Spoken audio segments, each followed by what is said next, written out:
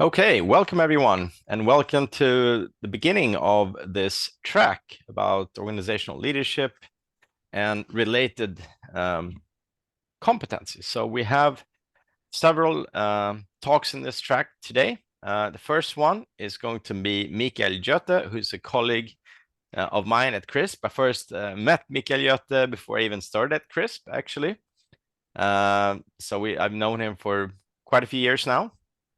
And I know Mikael is very, very passionate about making organization get better. For example, becoming a great place to work, succeeding with product. Mikael is also passionate about events and building communities that extend way beyond CRISP, way beyond Sweden.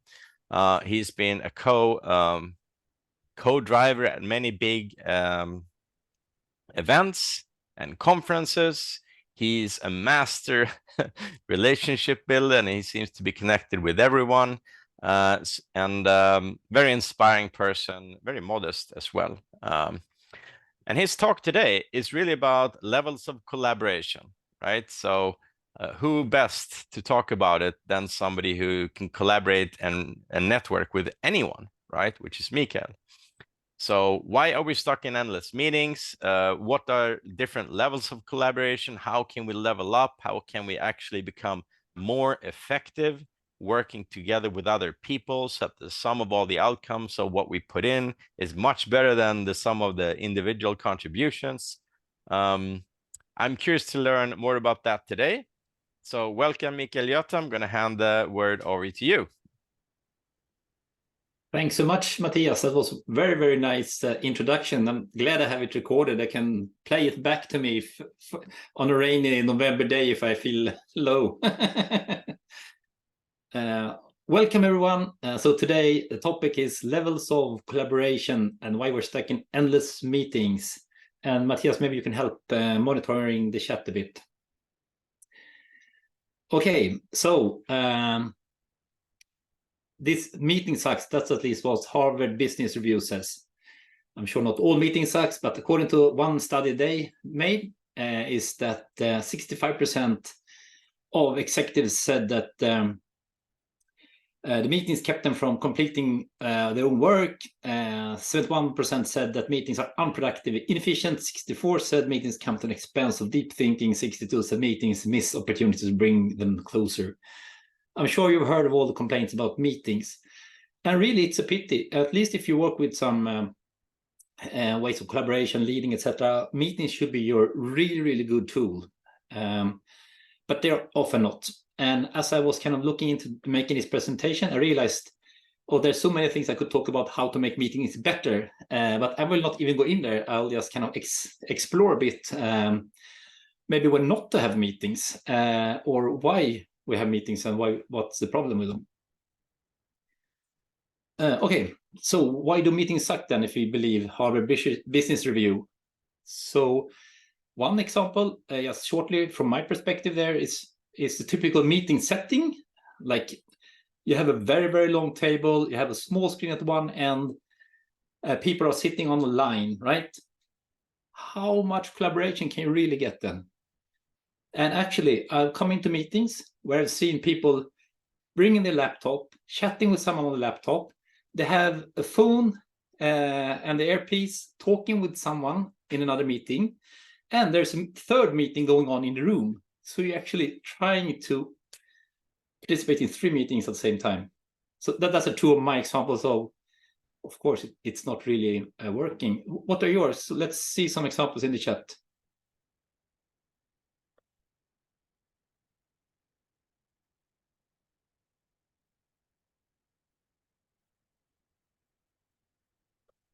Okay, so what I'm seeing here is too many different issues with the same meeting, unclear purpose, people aren't prepared when they come to the meetings where I'm not sure why was I invited, what am I doing here? There's no agenda, we're just having the meeting because maybe it's a habit. We're talking about agenda points that are not mine, maybe I have nothing to say about these agenda points. There's more than one purpose. People talk for way too long, lengthy talks. People double work on the computer while sitting in the room. We're not focused. We have the same discussion in the same multiple different meetings. We talk about the same topic over again, but different people in the room. We don't make a decision, so I guess we're doing something else in the meetings. Wow, that was a lot of things. Yes. It was really fast too. It's just coming. It's fun to see all these dysfunctions sometimes. Only double booked. I had examples of triple booked. Okay, yeah. So why is this happening then? And my kind of reasoning why this is happening is that we don't really consider in context and when we decide the type of meeting or collaboration we're going to have. So to understand this point, I have two frameworks that I really like and use here. One is the Canadian model by Dave Snowden. I'm sure most of you are familiar with it. Basically, the right side in this model is the ordered domain, where things are predictable. Things are either clear, just there's a best practice, just do it, or it might be complicated, but still in order domain. So actually you can plan ahead, you can analyze, you can expertise. That's the ordered part. But on the left side, it's the unknown. And here we don't know, we don't have all the answers, etc. I'm sure most of you are familiar with this. Now, the problem is that most organizations are using meetings, not considering this context. They come from a paradigm where you could actually have a world that was predictable. So to understand this better, we often talk just about, of course, we should have good collaboration. No one says that we shouldn't have good collaboration. If I ask someone, they all say that they're good at collaboration. But collaboration is really abstract. What really is it? So rather than talking just about collaboration, Bonita Roy has a really nice model kind of to distinguish different types of getting together. So the first one is at the bottom here, you see coercion, which is not really collaboration at all, of course. And here there is some power dynamic going on. There is like one person with more power, authority over someone else. So it doesn't have to be, it could be a formal thing, like you're a manager, so you're setting someone's salary, you do performance reviews, etc. That's kind of a power, create a power distance, power imbalance. But it could also be dynamic in a team that you don't dare to kind of voice your opinion. You are basically doing as others are telling you to do, or you don't really speak up, etc. So of course that's not collaboration at all, and this is not really good in any case. It might work if it's like a super clear, you assign someone a task, this is have to be done right now, but it's not really what we want to have. The next level in her model here is compliance. It's maybe slightly better, but it's often like if I have an inspirational speech, for example, someone is selling you an idea. Often that's a kind of compliance in disguise, or even coercion in disguise. I was once working with a project. Everyone was talking about the goal, which was 14th of July. And nobody really knew why. What was going to happen the 14th of July? So I said then, okay, we can everybody go home because 14th of July will happen anyway, right? And if it doesn't, it doesn't really matter. So who cares? And someone had just put this kind of arbitrary date, and now they were selling everyone that this was what everybody should do, and people kind of were complying. Oh, it must be important because the product manager kind of thinks so. So it's compliance. Mikkel, there's a request from the chat that if you can make the image larger, it looks like you're showing a web page and not just the presentation in full screen mode. Oh, yes.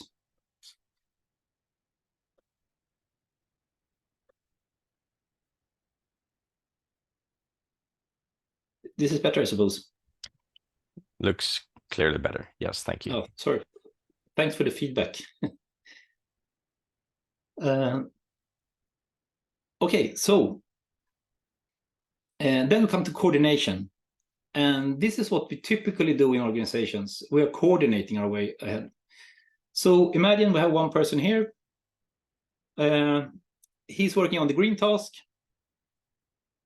But often you get stuck. Like, I should get some other perspective on this. I should ask my colleague. I'm checking for some names in the Zoom here.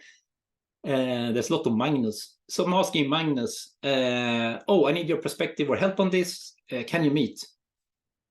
And Magnus, are you busy at work? Buchholz, you're busy. I see he's nodding. Yeah. So, okay, I have to wait then some time before Magnus can kind of help. And after a while, Magnus is available. I'm glad I get your blue perspective on this. That's fantastic. Okay, I managed to work a bit, but this seems to be difficult. Now I'm stuck. We need some other perspective. And Magnus says that maybe we should get a pink perspective here. Maybe that's Martin. I'm calling out people who have videos on. Martin, are you busy at work? Yeah, he looks very busy. Okay, so when you can meet, there's also another delay here, right? So eventually we have a meeting, the three of us, and this is how it goes on, basically. We're trying to coordinate our way ahead, but actually we're not taking the different perspectives at the same time. We realize, oh, I need some blue perspectives and some pink, etc., and then some yellow a little further on. And basically things are really going slow. And this is when we take the coordination type of meeting, which works fine in a predictable world, but it doesn't really work in a complex environment. So this kind of ends up in a coordination chaos.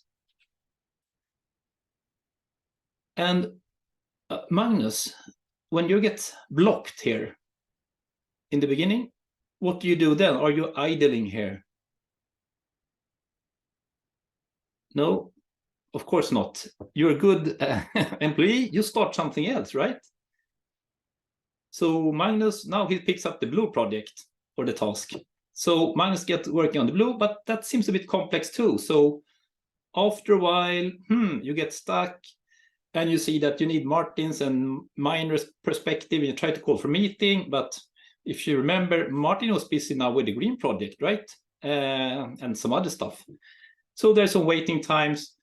And now you see the more people you try to get together, of course, finding some common time to meet is typically impossible, right? So there's more and more waiting time.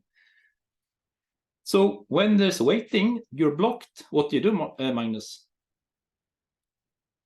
You start the orange project, right? Yep. So starting orange projects, and it kind of repeats itself, and we get this coordination chaos. Now, Martin, while you're waiting, it's not like you're idling, hoping for Magnus to call you to kind of give your perspective, right? You were busy. So it kind of looks the same if you look at your to-do list or your task. If you were to draw out everything you're doing in a week, I'm guessing that this could be like your view as well as others. And what is happening is that this is escalating, snowballing. Eventually, we're spending almost all the time trying to get people into meeting, trying to sync in coordination meetings, and we're just waiting for each other. So this kind of coordination chaos. Okay, then, so what do we do? Well, next level here, we need to even up our level of collaboration. So we could do some cooperation. Cooperation is a little better. In cooperation, we're not only syncing or coordinating, but we're actually helping each other to perform better within one's role. But typically, if we have this kind of ordered mindset, we have quite fixed roles, right? So Magnus is responsible for blue stuff, Martin was for pink, etc. And we might be helping each other. So Magnus go and help Martin, so he get unstuck, and Martin helps Magnus. So it's this kind of a bit transactional. Yeah, Magnus helped me last time, so I better help him now that he's stuck. So yeah, we are still multitasking, but now we are supporting each other, but we're not really collaborating still. So what does it mean to collaborate? This is really when we try to solve problems together, we're outcome oriented. There's a selfless exchange. In Swedish, oegennyttig, like we altruistic almost, like we're doing what we have to do to solve the problem. And the exchange is much more dynamic and more of a teamwork, more dynamic based rules. Here we optimize for flow to get things done. So I like this definition that comes from Woody Sewell. If you heard about mob programming, now he call it software teaming. So he says the whole team works on the same thing at the same time in the same space at the same computer or whiteboard. And this can also be virtual space. But this is kind of true collaboration. So if you have a complex problem, rather than chunking up time, trying to find it synchronized in time, basically we need to have priority to be able to focus on one thing at a time, get the competences we needed together to solve things really, really quickly. I was once asking a project, and they said kind of this will take about 3 months to analyze or to resolve. Okay, I said, so what if you had all the people that you needed, all the competences, how long will it take then? Oh, if I could get access to everyone, maybe then it will be like a month. It could be like from 3 months to 1 month. And I realized that people can't even imagine how fast things would go if you actually were really collaborating. So then I asked, okay, if you had all those people, lock them in the same room with all the resources, all the tools, all the knowledge you needed, how long will it take then this 3 month project? And they said, oh, that would be about like 24 hours. Then they would come out and solve it. So people can really imagine how fast you can go when you have all the access to all the knowledge, information, and resources at the same time. And this is often what happens when we are called into projects and organizations. They say, we want to deliver value faster. Okay, how many projects have you ongoing?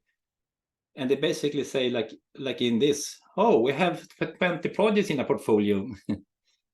Okay, no wonder it's going slow. Another example is that I had a group that introduced Scrum. So typically they had some phase that took like 6 months, and they started using Scrum, and they said now they did what took 6 months in 2 weeks in one sprint. So before they had one expert kind of doing all the work, analyzing, and of course that person was overloaded. So typically it took 6 months. Now that person wasn't available, but the team managed to do it together in 2 weeks. Maybe the total workload was the same, but the lead time is the key and the quality. There is actually one more level above the collaboration, and that is in this model from Bonita, and that is co-creation. And this is really when things are kind of sparking, solutions are emerging, and you're collaborating, and at the end of the session, you don't really know who had what idea, and ideas are building on top of each other, and you have this kind of shared context, and you're building things, and magic kind of happens. And typically give some of the courses we've kind of designed with my colleagues, we can co-create, and after a while say, oh, wow, this is great, this outline and this content, but we couldn't really say who said what then, who came up with which idea. So this is the synergy when 1 + 1 is more than kind of 2. So that is like the extra for being really innovative. I have a couple of cases or examples of teams I work with or groups that really use this kind of way of working, real true collaboration. And this is a team at Volvo Cars in the e-commerce area. They were mob programming basically. So they got together, the whole team, working in front of the big screen here. So there is the user researcher here. You have the product owner here. You have some developers. This is the person from marketing over here. And rather than calling marketing for a marketing meeting or going to marketing, or the marketing like asking someone for a meeting, the marketing person came there and worked there now and then. And they had so much visualization, so you could just go into the context, kind of see what's happened, and you could go out and come back a few days later and just see what had emerged. This is a team in Denmark. Wow. they had a product marketing team. So they were first working kind of isolated with product sales and product development, but we got them together as one team. They had a big room, created a common space where they truly collaborated with all the perspectives at the same time. This is the advanced team at iSettle. So when I came there, I asked, like, which is the best team you had? And everybody pointed me to the advanced team. And so it wasn't thanks to me, they already existed. But then I asked them, kind of, what makes you so special? Everyone says that you're the best team. And what happened is that they created this new feature that was very tricky, because at that time, iSettle didn't have a banking license, and they wanted to have this new feature of cash advance. And then they thought, is that even possible? Is it even legal? Where do we get the money? It's too risky. So basically involved the whole company. You had to have legal, risk, sales, marketing, dev together to solve that challenge. Imagine if you had gone down the coordination chaos. Probably at the end, the first or second stakeholder would have canceled the project. Like, are you crazy? This is too risky. This is a management team. At Tech, they said, we don't really want to be a management team or leadership team. If we're the leaders, then people can point to us. So we created a leadership space here, and you had all the employees come and participate and collaborate on management. So this kind of base, I think the best resource for this is Woody Soul, software teaming. He changed the name from mob programming. This is a really good, he updated the book really recently. There's many videos on this. One thing he says that he always get asked, like, is it really better or more value creating working together? And it's kind of, he has a fun standard answer, is that there's no research saying that working individually is better. So why do we think that working isolated in different roles or separated function is better? And there's so many cases, examples of it work well. And one of the main case that we got introduced to quite recently is from Tesla, and SpaceX, and also there's some pictures here from Neuralink. They basically mob or collaborate on all things, and they have AI, and if you heard Hendrik's talk there, they have data based on AI helping prioritizing, and people swarm or mob around the highest priority items to collaborate. And and this course is also coming back to CRISP in October if you're interested in that. So yes, we have 5 more minutes. So I think we can do a very short breakout, and you can discuss when are we trying to solve complex problems with coordination instead of true collaboration? Hope you had a little bit of time to share a few words at least. So please share one observation or something that you heard in your breakout room to answer the question, when are we trying to solve complex problems with coordination instead of true collaboration? So share something in the chat and I'll read up a few of them. One example is when we are stressed, we get pushed management to hurry. We tend to try to fix it fast with too few people. So that's one example from Linda. Magnus says when everything has the same priority, we try to do it that way. We also have product manager running around like crazy. When initiatives are run as projects with project managers or with the project setup. Somebody says every day we use some kind of safe setup. Sorry to hear it's not working out for you. Organizational culture between departments. When we have 10 times priority 1, which is not really a priority, is it, Michael? There's more here. What are you seeing, Marcus? What's your thoughts when you see this? Yeah, so I think it feels maybe a bit heavy to end on a negative note, I realized, but I think this is also kind of speaking to you that there is a lot of potential to improve. And although everyone says that we are collaborating, we're really good at collaborating, obviously we are not. And kind of being aware of the context that we're in, it's perfectly fine to have sync meetings if we can work in individual roles, but that is just when things are predictable and when it's easy, when we can subdivide things. Typically in product development, most things are complex, and then we need to have this true collaboration. So hopefully it was useful with that model, and you can kind of really start thinking and see, is this complex? What level are we collaborating on? And where do we need to change? So I think time is up. Thanks everyone for joining.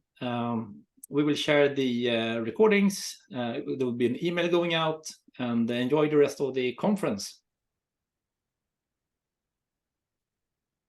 Thanks everyone.